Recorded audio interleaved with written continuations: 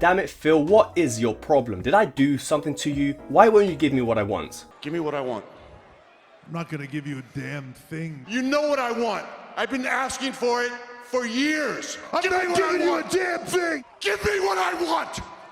Give me what I want! Well, since Mr. Mac Daddy Nice Guy Phil Spencer isn't going to give us any Fable 4 news, I guess the only thing I can do is just make more Fable content. So in this video we're going to go over the 32 things we'd love to see in the next Fable game, which is definitely happening.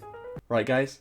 Right? Number 1, a true open world. The world being split into regions was a great idea in 2004 when the power on consoles was super weak and loading in one big fully generated world took 17 years, but it's 2020 now, so no more regions. One big open world would be far better as we can experience an actual journey going from one place to another and taking various pathways to get there. Number 2, bring back Jack of Blades. I always thought we didn't need Jack back, but after Lucien, Fairfax and Logan I've realised I just want Jack back. He was cool, calm, charming and villainous. He felt like an actual threat and that's what we need when facing against the main boss. Number 3, mounts. If we're going to have one big open world then we may as well have mounts to traverse through the world on. We don't need anything too crazy like a dragon, although that is pretty cool. However, horses would be a great addition. Number 4, mount customization. What's the point of having a horse if we can't make it look pretty? We should be able to name the horse, customize its hair, color, saddle and more. Some sort of customization would actually connect us with our mount rather than swapping it out willy-nilly. Number 5, boats and carts. Different modes of transportation would be a good idea to add. Considering swimming has been in Fable since the second game, I doubt they're going to get rid of it now, and if we are going to have one large world, then having a boat to ride on would be far better than having to swim everywhere. Also, while they're making boats,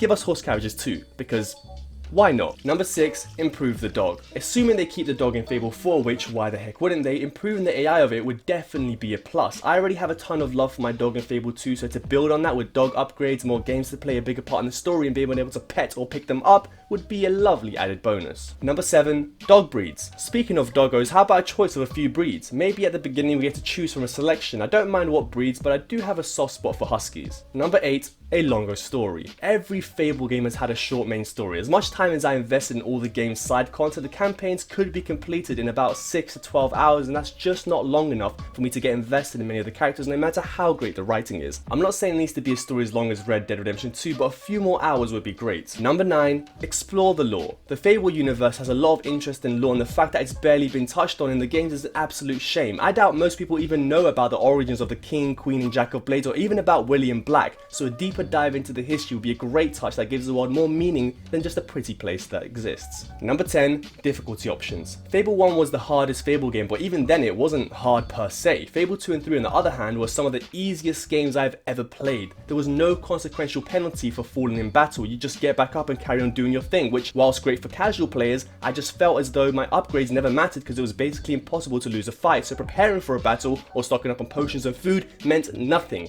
A few more difficulty options would be very welcome for players like myself looking for a challenge. Number 11, invisible walls. Get rid of them. Number 12, bring back the Renown system. Why? Why would they change the way Renown worked? It was such a simple concept that made Fable 1 and 2 so great. The more things you do, the more people hear of you. At the beginning you're nobody, but slowly through doing quests you get your name out there and you become infamous, for better or worse. The inhabitants of Albion could love or hate you, and that made walking into a town always a joy as the world actually reacted to your actions. Number 13, better multiplayer. Multiplayer in Fable was fine, but it could be better. Much better. So make it better. Some suggestions I have would be: 1. Don't lock us in the same area as our multiplayer compadre. Let us venture out and explore different locations separately. 2. Program the NPCs to react to the second player and let them buy houses, shops and even get married so they can actually feel like a part of the world. 3. Allow us to verse our friends in minigames or even a PvP fight. And lastly 4. A bit of a wild idea here, but stick with me. Add what remains of Fable Legends as a multiplayer mode in Fable 4. Literally just tack it on. I don't even care. Just give it, because there's no such thing as too much Fable. Number 14, bring back Armour. Getting rid of Armour from Fable 1 is still one of the worst decisions that Lionhead ever made. Aesthetically it looked dull, rocking up into a fight with my shirt on looking like I just walked out of Shakespeare play, and logically it made even less sense to not wear something to protect myself when fighting dozens of enemies. Number 15, fix the overpowered magic. Magic has always been overpowered, so here's a couple ideas to fix it. Magic should need to be upgraded a little bit more before it's actually powerful. They could bring back the mana bar, or similar to The Witcher 3, after using this spell you have to wait a few seconds until you can use it again. Enemies should also have more variations of what magic spells are and aren't effective against them, so you don't just spam the fire spell the entire game.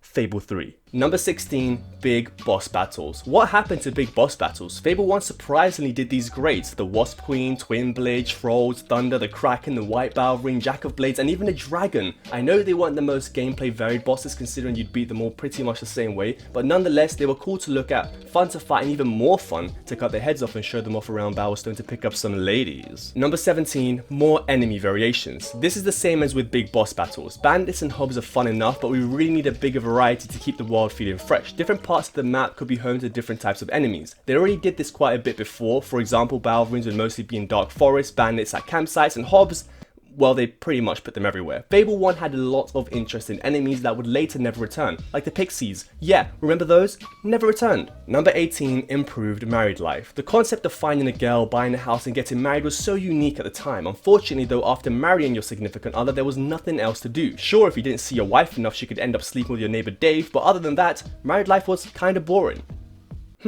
Maybe Lionhead did nail marriage after all. Number 19, children that grow up. I want my kids to grow up in the game, not just randomly switch from baby to child and stay that way forever. No, I want them to actually grow up, crawling to walking, teenager to adult. They need to do things like running around outside, getting into fights with the other kids, stealing pies from the local baker, fingering Stacy, the local slag, you know, all the things I did as a kid. I think it would even be great if you could give your kid a weapon and take them on an adventure with you. I know I'm probably asking a little bit too much here, especially the fingering part, but it would be fun. Number 20, minigames. What happened to all the minigames in Fable 3? There were so many in the first game and all of a sudden, poof, they're gone.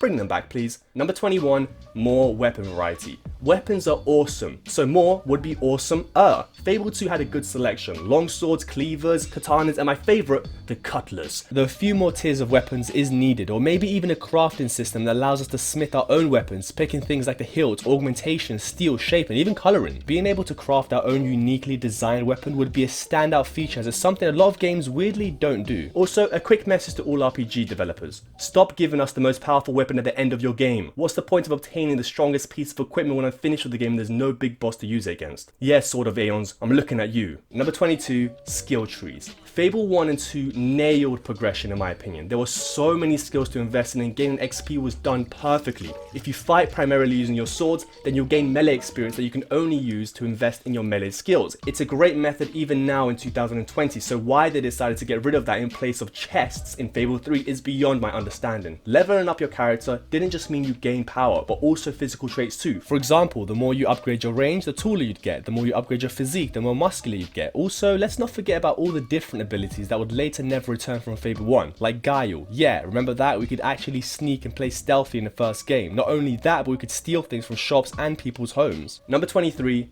impactful choices. This has always been a feature in all Fable games. I just like more choices, that's all, even if it's mainly in the side quests. Number 24, give us our own town. In the beginning of Fable 2, you had the choice of handing the warrants to the guard or the criminal. Depending on your choice, Bowerstone Old Town would look completely different. In Fable 4, we should be able to get our own town, name it, and depending on how much the player cares, can turn it into a thriving place to live. It could start off as a small rundown piece of land, but the more time and money we invest in it, the bigger and better it becomes. You could transform it into a bustling, busy trading city where the cunning go to barter and make a fortune, or a lovely quiet village for families to live the peaceful life, or even a criminal haven where all the world's most dastardly deviants call home. Number 25, more side missions. Fable games have always had fun side missions, in particular Fable 3. Yeah, Fable 3. Remember that mission where we got shrunk down and put into a board game with the three guys narrating the adventure? I hope they add more side content like that, especially considering how The Witcher 3 has redefined the standards and importance of side quests. They should really try to take some inspiration and bump them up a little bit. Number 26, underwater diving. Underwater diving may sound like I'm asking too much, but swimming down to get treasure, find a secret passageway, or fighting some underwater monsters sounds pretty insane to me.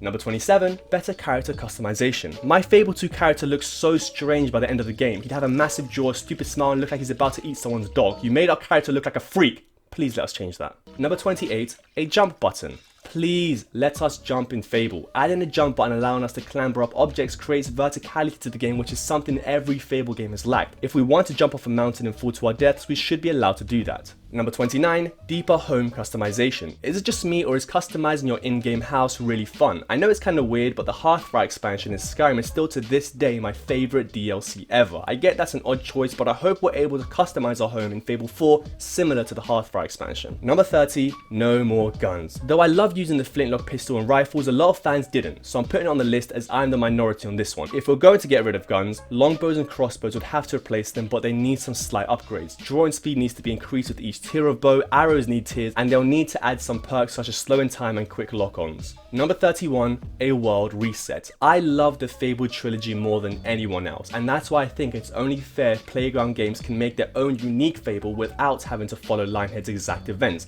I want them to not feel limited with what they can and cannot do because of previous titles. A great idea I had is our character at the end of Fable 3 actually turned evil because he was taken over by the same corruption that took Walter and rebuilt the Spire, then used the One Wish to wipe the world clean. That's just a thought, but it's a pretty good one in my opinion that still stays true to the original trilogy but allows the studio to do whatever they want. And number 32, please keep the Fable charm. Fable is one of the most charming games ever. It's the reason why the fanbase loves it, even though the games have many setbacks. The art style, humor, music, characters, writing, all of it is what makes Fable what it is. So as long as Playground Games can nail the Fable vibe, then all will be good in my book.